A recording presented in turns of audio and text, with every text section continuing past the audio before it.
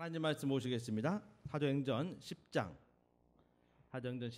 44절부터 끝절까지 말씀입니다. 48절까지입니다.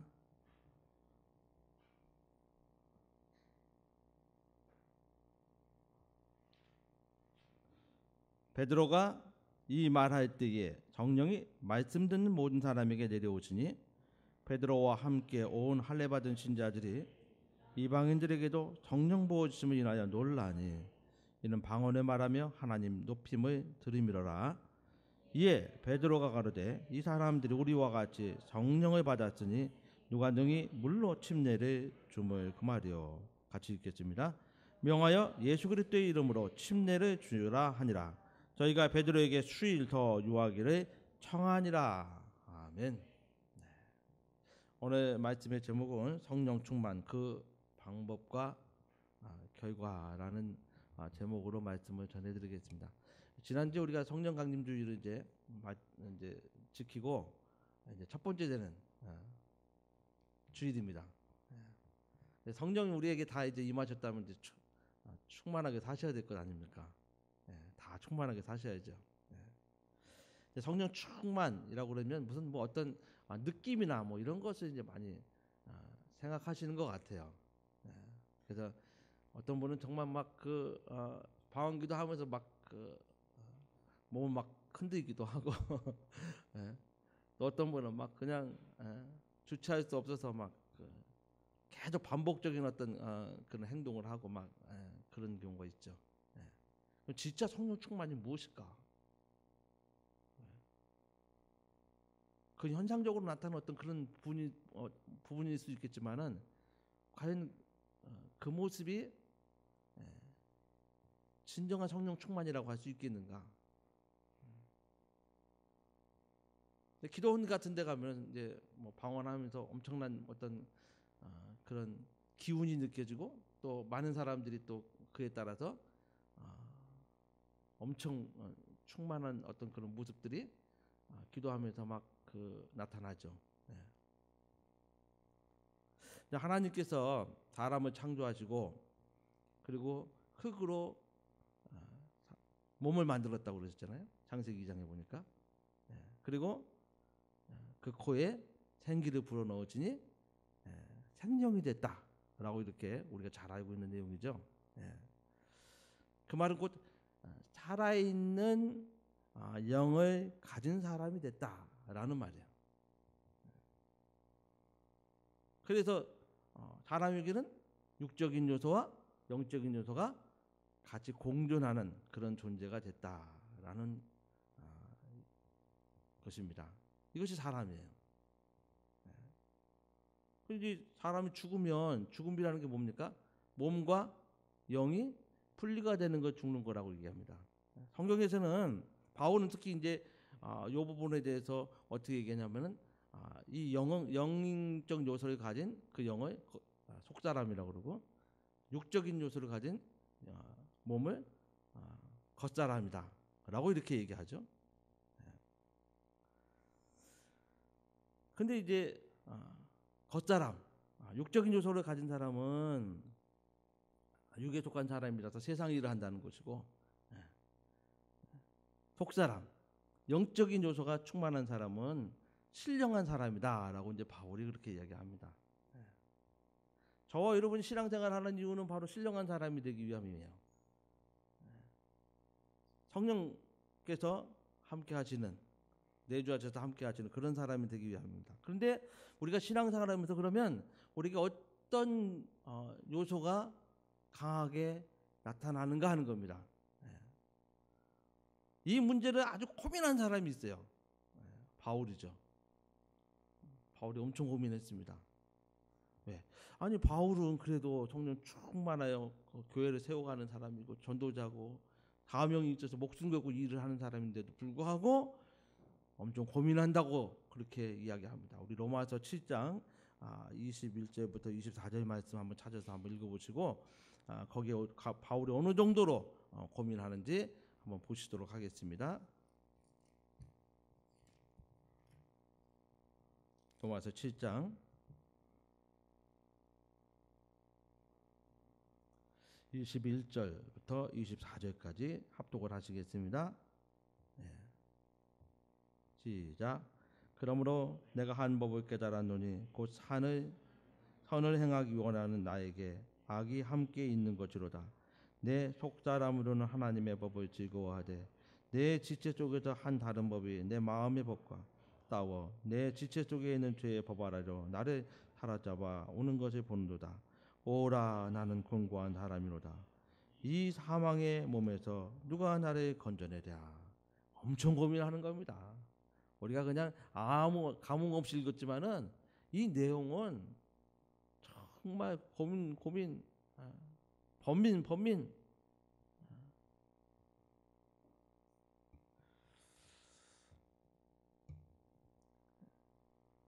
정말 내 안에서 이 결론이 뭡니까? 치열하게 내 안에서 싸움이 있는데 바울이 얘기하는 거는 무슨 얘기냐면 대체로 육의 사람이 이긴다는 거예요. 바울조차도. 그럼 저와 여러분은 바울보다 나은 게 있는가 생각할 때에 우리도 역시 겉사람 육의 사람이 다 대체로 이기는 그런 삶을 살고 있지 않은가. 육은 향락적이고 현실적인 행복을 찾습니다. 영은 반대로 내세적인 영원한 것의 행복을 찾아요. 그래서 하나님과의 그 관계 속에서 늘 생각하고 살아갑니다.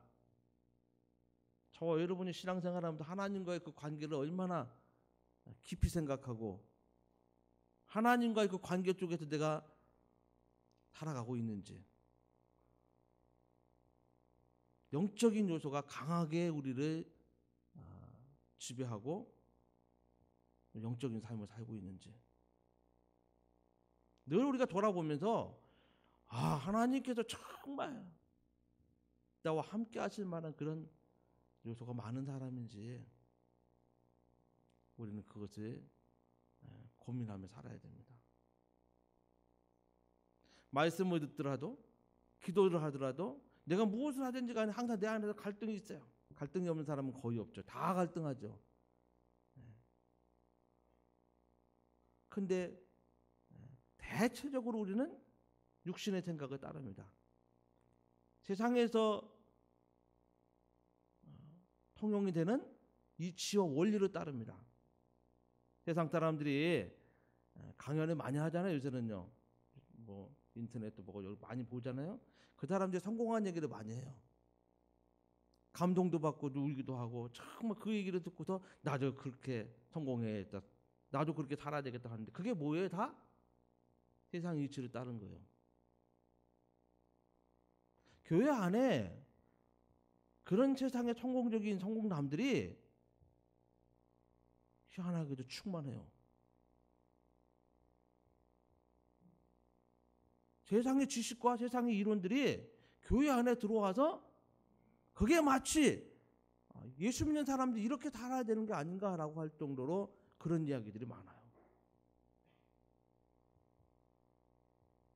물론 저와 여러분이 세상 사람들이 정말 각고의 노래 끝에 정말 열심히 산 끝에 막 달인이 되든지 정말 그 분야에서 완전 전문가가 되든지 하면은요, 성공하면 우리도 그렇게 살아야 되겠다는 마음을 갖죠.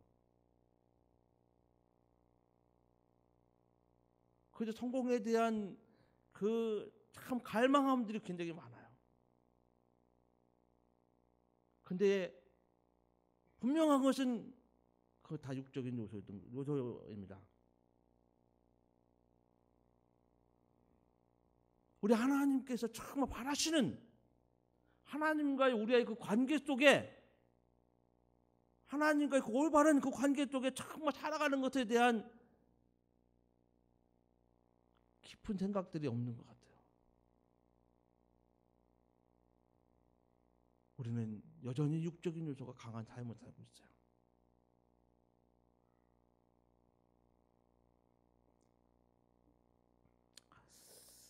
오늘 이제 본문에 보니까 저는 이제 우리 성도님들이 좀 성령 충만한 삶을 살았으면 좋겠습니다. 네. 오늘 본문에 보니까 44절에 한번 다시 넘어가셔서 보시면 어떤 일이 고넬료 집에서 일어난 일인데 베드로가 고넬료의 집에 이제 초청을 받잖아요. 근데 그냥 초청받은 게 아니에요. 하나님의 섭리하신 거 인도하신 가운데 간 겁니다. 뭐 전도하러 가다 보니까 간 곳이 아닙니다. 절대로 아닙니다. 하나님의 인도하심 가운데 가는데 44절에 보니까 어떠한 일이 벌어집니까? 그 고넬료 집에서 이제 베드로가 이제 말씀을 전합니다. 설교를 합니다. 한번 같이 보겠습니다. 같이 읽겠습니다. 시작. 베드로가 이 말할 때에 성령이 말씀 듣는 모든 사람에게 내려오시니. 이 하나님의 그 말씀 복음이 제대로 전해지니까 하나님께서 그 말씀 가운데 함께 하셨어요. 그리고 성령께서 모든 사람들에게 내려오셨다.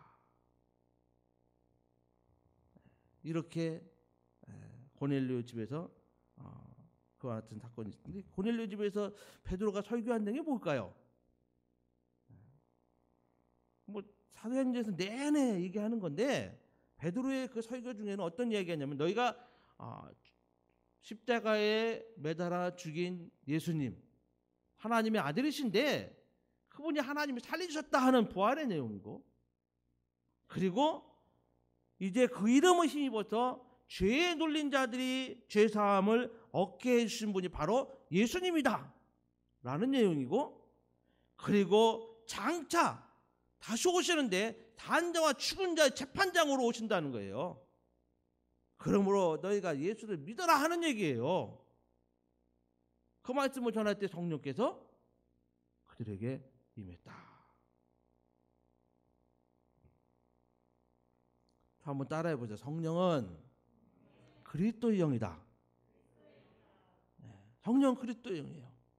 예수께서 하늘에 올라가신 다음에 우리와 영원히 함께 하시려고, 우리의 성전 삼고 들어오시게 하시려고 보내신 영이 바로 성령이에요. 그리스도의 영이에요.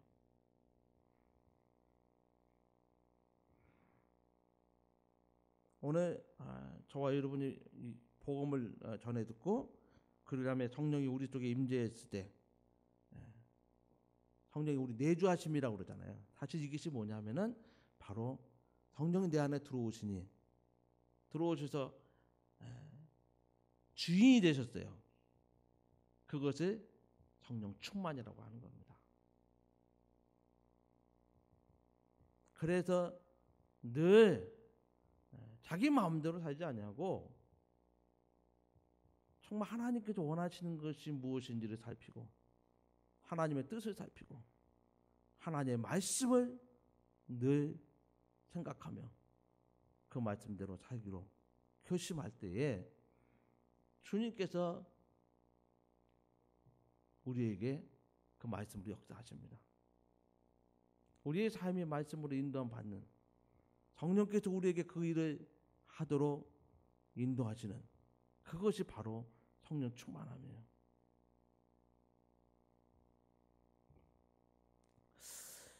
성령 충만한 어떤 그런 성령이 임재하시는 거, 성령 충만하려면은 성경에서 한 3가지 정도로 얘기합니다. 기도 받을 때 성령 임하셨다는 얘기가 있고, 그다음 말씀들 오늘 본문에처럼 말씀 들을 때, 그리고 사도행전 19장에 보니까 안수할 때 성령이 임했다라는 얘기가 있습니다.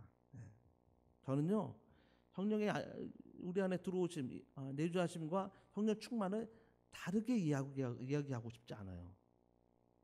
그 같은 말이에요. 그렇게 이해하시고 정말 성령께서 내 안에 들어와서 주인 되시고 내 주가 되셔서 정말 내가 그 앞에 순종하는 삶이라면 그것이 바로 성령 충만한 삶입니다. 사도행전 2장에 보니까 예수님께서 하늘에 올라가신 다음에 성령을 보내주시니까 거기에서 막 그 성령의 역사가 있잖아요. 성령이 하늘에서부터 비둘기같이 내리는데 정말 예수님과 같은 그런 역사를 체험하죠. 예수님도 침례받고 올라오실 때 하늘에서 성령이 비둘기같이 내렸다 그랬잖아요. 근데 이번에는 어떻게 오셨다고요? 불의 혀같이 그들에게 임합니다. 그때 그들이 성령이 충만했어요. 성령이 임하심이 있었습니다. 그 성령이 임하실 때 그들의 입에서 뭐가 나왔어요? 그들이 평소에 쓰지 않았던 언어가 나왔어요. 언어. 여기 성경은 방언이라고 얘기합니다. 그게 사도행전 2장에서는요, 유대인들이 다 외국에 뿔뿔이 흩어져 살았잖아요. 왜냐하면 나라가 망한 다음에 유대인들이 다 뿔뿔이 흩어놨어요.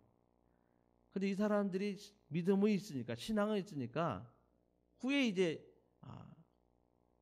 예루살렘 성전이 이제 쓰잖아요. 이제 포로 생활 지나고 나서 처음 세워진 것이 스룹바벨의 성전이고, 그 성전이 또 무너지죠. 무너지고 나서 나중에 예수님 당시에는 헤롯이 또 성전을 세우죠. 유대인들의 좀 그 마음을 살려고 세워놓은 겁니다. 그래서 그 성전이 46년 동안 지었다고 성경은 기록하고 있습니다.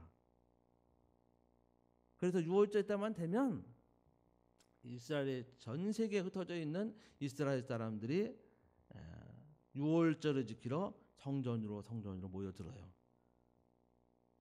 그래서 성경에 기록된 외국에서 온 이스라엘 사람들의 그 나라를 이제 뭐 지역을 이렇게 열거하고 있는데 한 15개국 정도 돼요. 거기서 막 방언을 이제 했는데 그 사람들이 그거 기도하는 걸 알아들었더라 이 말이에요.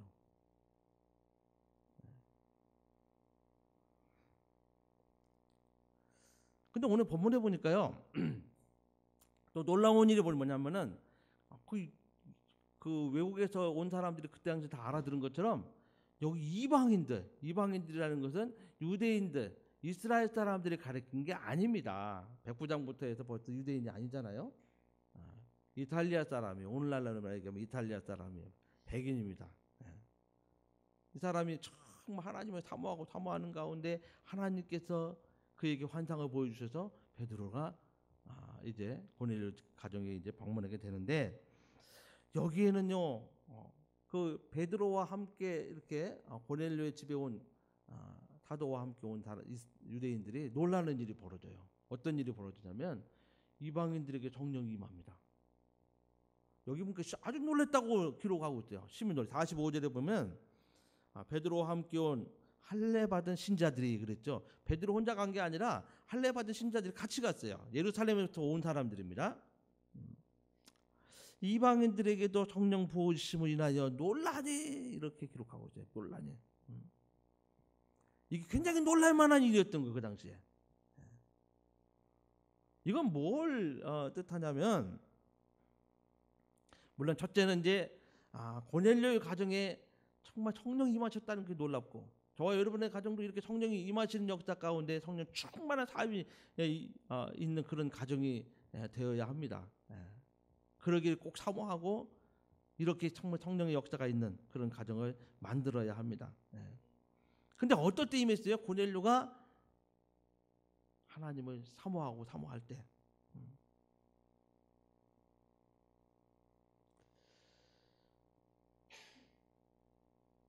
오늘 10장 우리 33절 말씀 한번 우리 같이 한번 보시겠습니다. 아까 다 읽지 않았기 때문에 고넬료가 어떤 자세를 가지고 이제 그가 임했는지 나와 있는 내용입니다. 우리 앞에 10장 33절 말씀 한번 같이 읽어보겠습니다. 시작.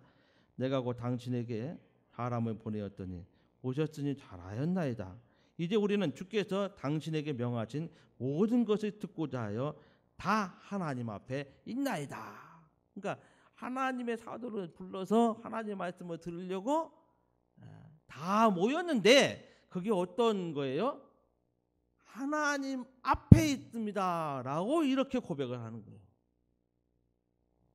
하나님 앞에 있으니 하나님께서 그들에게 성령을 보내주신 거예요. 저와 여러분도 이런 자세를 가져야 성령께서 우리 안에서 역사해 주시는 겁니다. 늘 하나님 앞에 있는 삶을 사시기를 주님의 이름으로 축원합니다. 많이 들었죠. 호람되어죠. 호람되어. 하나님 앞에서라는 말이에요. 호람되어하는 삶을 사시기를 주님의 이름으로 축원합니다. 그러면 이렇게 성령 임했는데 그 성령 충만의 결과가 뭐냐? 성령 충만하지 못하면 뭐가 충만하게 되죠? 귀신 충만하나요?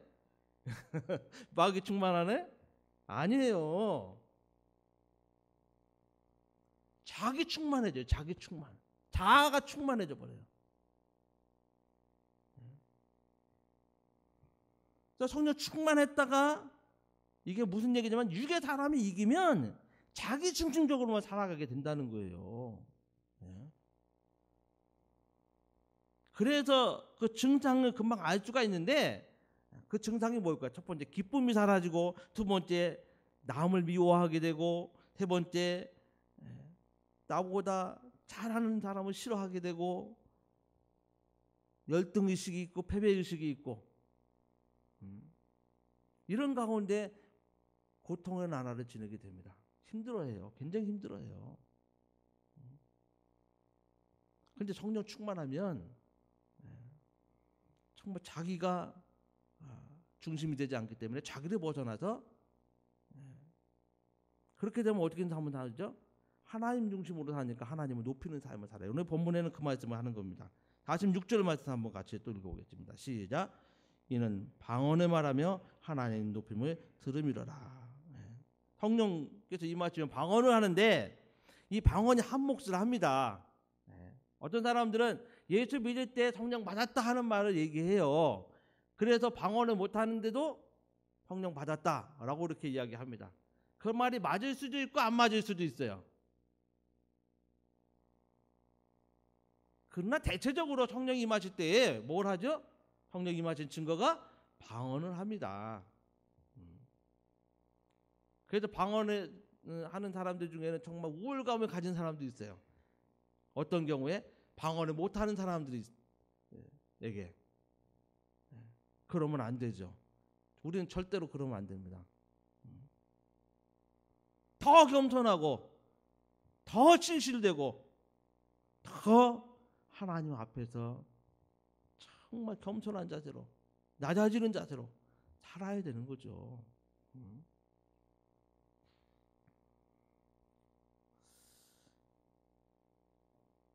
그런데 이제 사도행전 2장에 보니까 아까 이제 우리가 보지는 않았지만은 그곳에서 방언하는 사람들이 그 방언이 어떤 방언이라냐면 외국에서 온 사람들, 그 사람들이 얘기하기를 내가 난 곳에서 들을 수 있는 그런 언어라는 얘기예요. 그 난 곳의 방언이다라고 이렇게 얘기합니다. 근데 오늘 본문에서는 이 방언을 통해서 방언을 막 하는데 그 방언을 통해서 어떤 일이 벌어져요? 하나님을 높임이 받아요. 하나님 높임이 받아요. 저와 여러분이 방언하는 게 물론 이제 우리 영의 속사정을, 우리가 모르는 속사정을 하나님께 아뢰는 거라고 하지만 사실은 대부분의 그 내용이 뭐냐면 하나님을 높이는 내용이에요. 이게 진짜 방언이에요. 저와 여러분이 방언하는 것은 우리는 늘 뭐 해달라는 기도를 하잖아요. 그래 주시옵소서 이거 하잖아요. 우리 육의 사람은 늘 주시옵소서 기도하지만은 영의 사람은 그렇지 않아요. 하나님 높이는 기도를 한단 말이에요. 그래서 방언이 정말 하나님 높이는데 귀하게 쓰이는 기도요, 언어예요. 그러니까 사도행전 2장에는 외국말을 했대요. 외국말. 그러나 그 뒤에 고린도서에 나오는 그 방언은 외국말이 아니고 뭐였어요? 개구리 소리 같다 그래서 개구리 소리. 저와 여러분이 하는 지금 방언들은 거의 다 외국말이 아니라 고린도서에 나오는 그런 방언입니다. 그런데 이런 방언을 할지라도 하나님께서 그 방언을 통해서 높임을 받아요. 성령 충만한 가운데 하나님께서 우리를 인도하시는데 그와 같은 기도를 할 수 있는 자가 된다는 것입니다. 근데 권할 만한 방언이 하나 있어요. 저는 뭐가 있냐면 우리 마가복음 16장 17절 말씀 한번 찾아보시겠습니다. 거기는 어떤 방언이 나옵니까? 예수님께서 말씀하셨는데 새 방언이라는 얘기가 나오죠. 마가복음 16장 17절 같이 또 읽어보겠습니다. 시작. 믿는 자들에게는 이런 표적이 따르니 곧 저희가 내 이름으로 귀신을 쫓아내며 새 방언을 말하며. 그 새 방언에 대한 얘기가 나오잖아요. 그 여기 있는 새 방언은 뭘까? 나 고민을 진짜 많이 했어요. 저도 이게 새 방언이 뭘까? 예수님 말씀하시는 새 방언이 뭘까? 뭘 것 같습니까? 이게 사도행전에 나오는 그런 방언일 거라고 생각을 해요. 저는. 왜? 첫 번째로 정말 하나님을 사모하는 자들에게 성령 부어주실 때 그 방언을 했으니까. 근데 그 방언의 내용이 고린도서에서는 하나님을 높이는 것이라고 얘기했지만 여기서 말하는 방언은 뭘까요? 적어도 사도행전 2장에 나오는 그 방언은요, 외국에서 살던 사람들이 알아들을 수 있는 방언이에요. 근데 그 방언이 뭘까요? 물론 하나님을 높이는 내용도 있었겠지만은 저는 그렇게 생각해요. 예수를 믿으라는 내용이 있지 않았을까? 네. 그래서 그 방언을 들은 사람들이 예수를 믿은 사람도 있을 것이라는 저는 생각을 합니다. 왜냐하면 베드로가 이후에 나가서 복음을 전하는데 3,000명이 돌아와요. 3,000명. 거기는 뭐 다른 지역에 사는 사람도 있었을 것이고 거기 사는 사람도 있었을 것이에요. 대부분 다 유대인이겠죠. 왜냐하면 6월절에 예수님 지키러 6월절에 지키러 온 유대인들이니까요.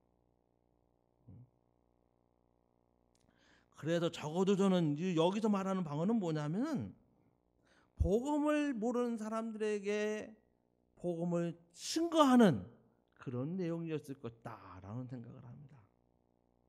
그 방언은. 물론 우리가 지금 방언한다 그러면 또 랄랄라부터 해서 와카레 뭐 어쩌면서 막 나갈 거 아닙니까? 예? 그러나 우리는 이러한 영의 기도를 통한 방언도 하지만 우리 입에서는 또 복음이 나가야 합니다. 성령 인도하심, 성령의 내주하심과 성령 충만함을 받으면 방언을 하는데 그 방언의 용도가 하나님을 높이고 그리고 정말 예수님이 모르는 자들에게 이 복음을 전하는데 쓰여졌던 적이 있었다는 겁니다. 오늘날에도 어떤 사람들이 그런 얘기를 해요. 방언했는데 영어로 했다고. 또 다른 나라 말로 했다고. 전혀 영어를 쓰지 모르는 사람이 그렇게 했다는 말도 있습니다. 오늘날에도 불가능한 건 아닌 것 같아요. 하나님의 역사는 각 사람에게 또 정도의 차이는 있지만은 다르기 때문에 그렇습니다. 저도 그런 방언을 좀 했으면 좋겠어요. 네. 오늘 하나님께서 이렇게 성령 충만해서 다시 말해 성령이 임재하신 다음에 그들이 방언을 하고 나서 그들에게 요구하시는 게 무엇입니까? 예수님이 말씀대로 먼저는 유대, 그 다음에 사마리아에 그리고 땅 끝까지 이 복음이 전해지기를 바라는 거예요. 그래서 성령이 임재하심, 성령의 충만함을 받은 사람은 권능을 받고 예수님의 증인이 됩니다. 사도행전 1장 8절의 말씀이 그 말씀이죠. 오늘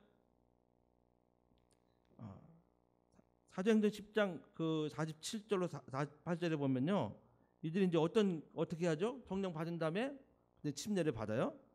거기에는 이방인도 있고 예저 아민 이방인도 있고 그 다음에 유대인도 있고. 근데 그 고넬료의 가정이 구원을 받는데 하나님께서 이 고넬료의 가정을 이렇게 구원하시고 그리고 성령으로 임하시기까지 성령 충만함을 주시려고 한 그 일을 어떻게 진행하셨는가? 우리가 잘 아는 것처럼 베드로를 통해서 하나님께서 역사하시는데 먼저는 베드로에게 환상으로 나타나잖아요. 하늘에서 큰 보좌가 내려오잖아요. 베드로에게 이방인에게 복음을 전하라니까 베드로가 거부하잖아요. 어떻게 이거를 이방인에게 하느냐. 그러니까 큰 보자기가 내려옵니다. 거기서 이 유대인들이 먹지 못할 갖가지 동물들이 나옵니다. 그 하나님께서 그 보자기에 담겨진 것을 뭐라 그러는 거예요? 먹으라 그렇게 말씀하시죠. 그 베드로가 순종해요. 그랬더니 고넬료의 가정으로 인도하십니다. 그래서 예루살렘에 있던 베드로를 롯다로 보내고 롯다에서 욥바로 옮기게 하고 욥바에서 가이사라로 가게 하죠. 욥바도 항구고요. 가이사라도 항구예요. 근데 가이사라는 굉장히 중요한 항구 도시입니다. 어떤 도시냐면은 나중에 이제 이 가이사라를 출발해서 로마로 가는 바울이 이제 거기서 출발해서 로마로 가는 일이 됩니다. 이 가이사라라는 도시는 로마로 가는 이제 항구이기도 하고 배가 늘 있죠. 거기 가는. 그리고 그 다음에 이 유대가 아닌 다른 나라로 가는 그런 역할을 하는 정말 그런 아주 중요한 항구이기도 하죠. 가이사라라는 곳도 제가 가봤어요. 가봤는데 거기는 이제 가이사라가 누굽니까? 로마의 황제 이름이에요. 로마의 황제 이름이에요. 그 헤롯 대왕이 거기 가이사라 항구를 이제 밑에 욥바가 항구에 있는데도 불구하고 거기다 그 가이사라 항구를 만들어서 가이사라라는 이름을 붙여요. 곧 로마 황제 이름 붙여요. 그리고 거기다가 아주 그 항구에 엄청난 그 황제를 위한 휴양소를 만들어요. 궁전을 만들어요. 궁전. 지금도 그 터가 있습니다. 가면 기가 막혀요. 2000년 전에 있었던 일이에요. 그게 아직도 터가 남아 있어요. 하나님께서는 이렇게 역사하셨어요. 이렇게 하나님께서 가이사라에서 고넬료 가정을 통해서 이방인에게 복음을 전하게 한 다음에 그 다음에 하나님의 눈이 베드로를 통해서 이방인인 고넬료의 가정에 이제 머물고 그쪽으로 하나님께서 일을 진행하신 것처럼 이제는 어디로 그 눈이 향해야 됩니까? 다음에 하나님께서 그 진행은 어디예요? 사도행전 8장에 보면요 이런 얘기가 나와요. 뭐 지금 시간이 없으니까 간단하게 에디오피아 내시가 빌립의 전도를 받아요. 이 사람은 흑인이에요. 외국 사람이에요. 9장에 보면 우리가 잘 아는 사울이 회심하는 그와 같은 역사가 있습니다. 율법주의자 중에 율법주의자요. 예수 믿는 사람들을 그렇게 괴롭혔던 사람. 10장에 보면은 드디어 이방인 고넬료의 가정이 성령 충만함을 받습니다. 하나님의 관심은 이렇게 갑니다. 그런데 저의 관심이 쓰이는 곳이 어디냐면은 우리 사도행전 10장 마지막 이제 10장의 마지막 절인데요. 30절과 31절 말씀 한번 가서 보시겠습니다.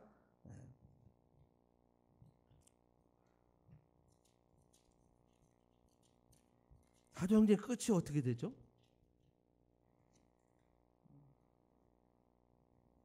(30절과 31절) 같이 한번 읽어보겠습니다. 시작. 바울이 사도행전 28장 죄송합니다. 28장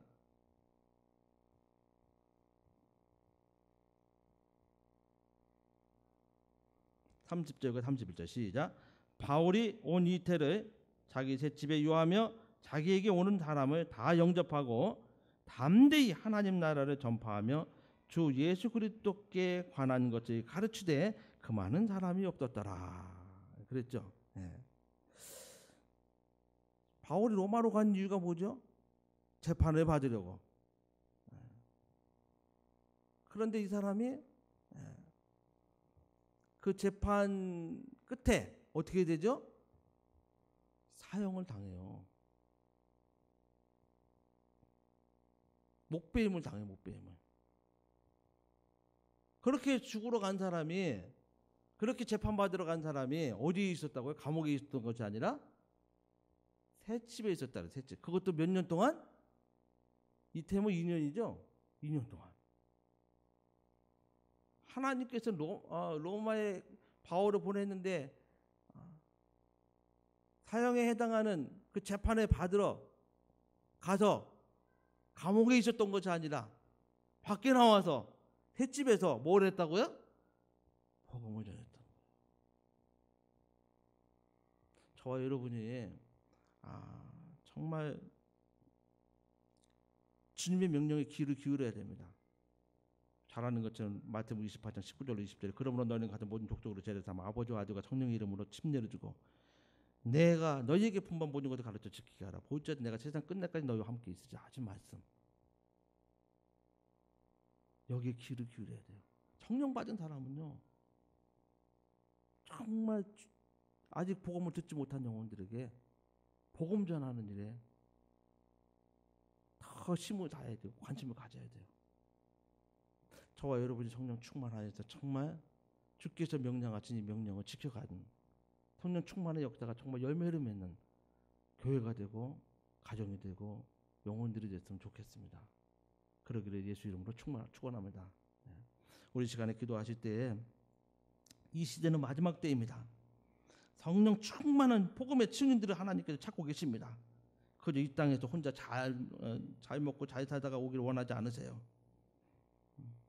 우리 하나님의 정말 성령 충만한 역사, 그 결과가 내 삶 가운데 나타나도록 참으로 육의 사람의 그 요소보다 영의 사람, 참으로 속사람이 성령 충만한 삶을 살기 위해서 우리 참으로 예수의 사랑만 하시며 통성으로 기도하시겠습니다. 예수여